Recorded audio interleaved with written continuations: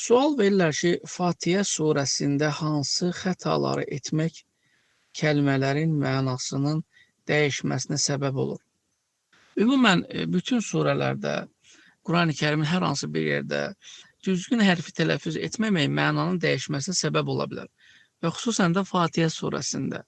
Çoxdur misal. Məsələn, Əlhəmdu yerinə Əlhəmdu demək, yəni həni yerinə hə demək məna dəyişir. Həmçinin İyyəkə yerinə İyyəkə demək, yəni şəddənin yerinə şəddəsiz demək. İyyəkə yalnız sənə ibadət edirik, İyyəkə sənin günəşvə ibadət edirik və məna hətta daha pis, daha qorxunc mənaya gedə bilir. Həmçinin vələddallin yerinə vələzzallin və ya vələzzəllin demək, bu da mənanı dəyişir. Yəni, hər bir halda Quran-ı Kərimi ərəb dilində məxrəclərə uyğun bir şəkildə oxumaq lazımdır.